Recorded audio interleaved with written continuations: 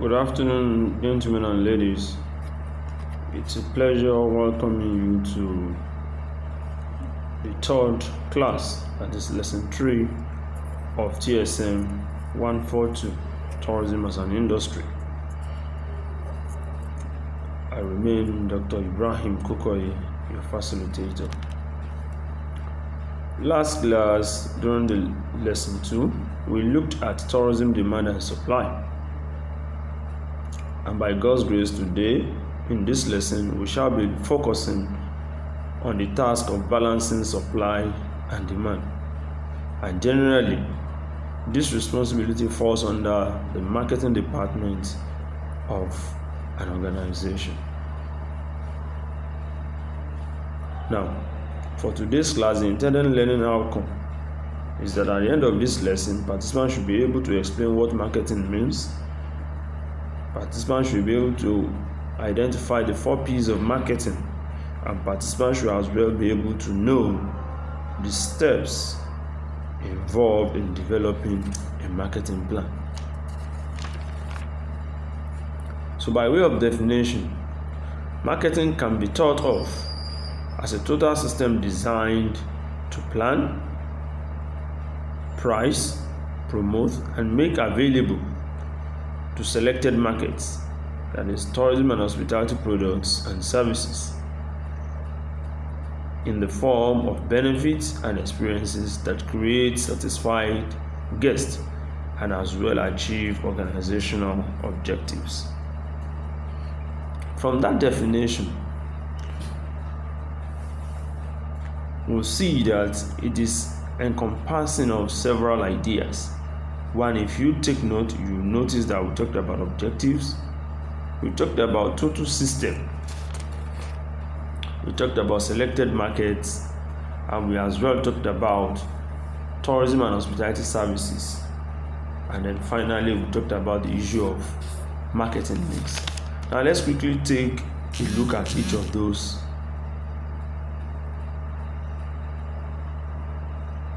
that I've just mentioned. By objectives, the objectives are in 2 folds. That is, 1, whatever you are offering or whatever activity that you are doing as a marketer, it should be that at the end of the day, your product, 1, will satisfy guests or visitors while producing profit for the organization. Reason being that if you satisfy the customer but fail to get profit, you will soon be out of business, because the essence of business actually is to what? To make money. And if as well you make the money and you leave your customers unsatisfied, you will soon run out of customers. And the implication is that when you have no customers patronizing your business any longer, you are also on your way out of the business. So the idea behind this is to be objective and conceptualize how can you generate profit by producing satisfied customers, meaning that you make money because you are in business to make money, as well you end up having your customers satisfied so that they can keep coming. Once they keep coming, you also have reason to remain in business. Point number 2 that definition captured has to do with what we call total system. The definition of marketing that we have looked indicated that marketing is much more than advertising, much more than the issue of sales promotion. That is, marketing is encompassing of everything from the development of the concept, the product and the service, and how should it be priced, promoted, and made available to people. So that is where the issue of satisfaction is going to be captured. It works only if an exchange is made between the buyer, that is the individual, and the seller, that is the organization, and both are mutually benefited. The buyer receives something of value and the organization receives revenue. I have spent my money, there must be value for that money. I have rendered the service, there must be something generated in lieu of the service rendered. That's what we're saying. Also, that particular definition emphasize the issue of what we call selected market. The idea of market segmentation is what we are trying to bring out in that case. And market segmentation simply means the process of taking a heterogeneous market and dividing into smaller homogeneous markets, whereby each segment is made up of individuals who have similar profiles. The profiles of one segment, however, are different from the profiles of the other segment. In this way, tourism and hospitality service providers can select several segments to target.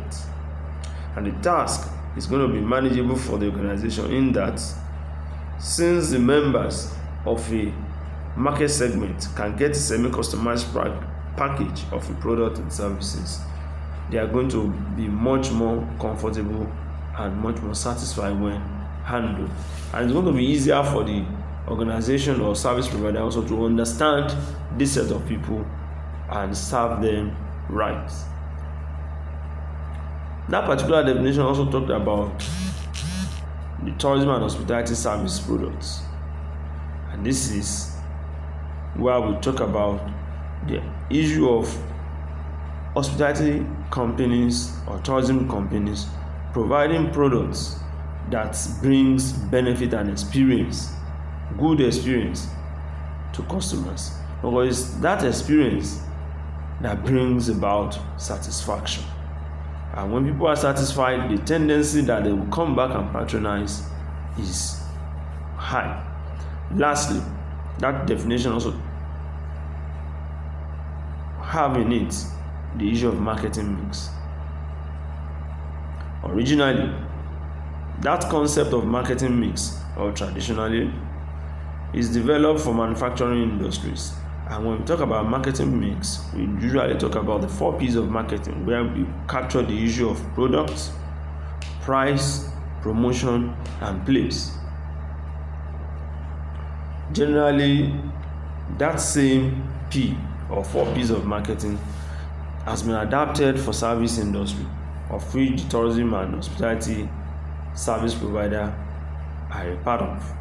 And so for the purpose of this class, the 4 P's, we are going to look at product as also service, because majority of what we leverage on in the industry is service provision, and that is why we call our product intangible products, which is one of those things that makes them highly perishable. The second P is price. Price remains price, irrespective of the industry. The next to that is promotion, and in that area we'll be talking about communication as well, while the last one is the place where the service is going to be delivered, and we will look at that as distribution as well in the service industry. Now, it is pertinent to note that the mixed products and services offered has to be specific to a market segment that is being targeted. What that implies is that the marketing mix that you apply to segment A is not likely going to be exactly the same as what you are going to be applying to segment B. You need to understand the characteristics of each of the market segments and then determine or design what mix is appropriate for each. Having said that, the next thing is for us to develop a marketing plan. How do we do this?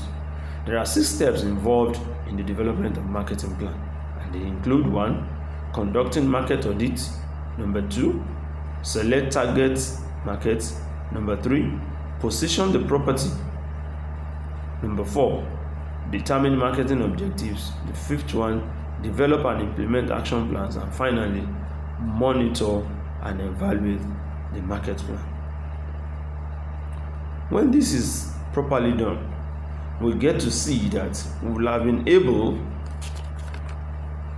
to ensure that whatever products that we have to offer, it is going to be that is going to be acceptable to the people. And once it's acceptable, that means people will demand for it. And in that way, we'll be able to balance the area or the gap between supply and demand. Remember during last class we discussed extensively that when there is a gap between supply and demand, price is never going to be stable. You recall that we said the role of demand and supply is for us to be able to determine a fixed price, and we have said that that is really possible in the hospitality and tourism industry. However, it is dangerous when you have high supply and less demand. And when you also have high demand and you are unable to meet up with supply, you are also not going to be happy. So for us to have that balance, marketing is one intervention that has been discovered as a means in which you can go about this. So as we proceed in the class, I'll take you through the slides and discuss more on these steps that are involved in marketing. At the end of this class, people or learners or participants, I strongly believe that we all should be able to convincingly understand the role of marketing in the balance of demand and supply, and we should also be able to now come up with a marketing strategy that we can use in promoting our products and services. Thank you very much. Let's commence the class proper now.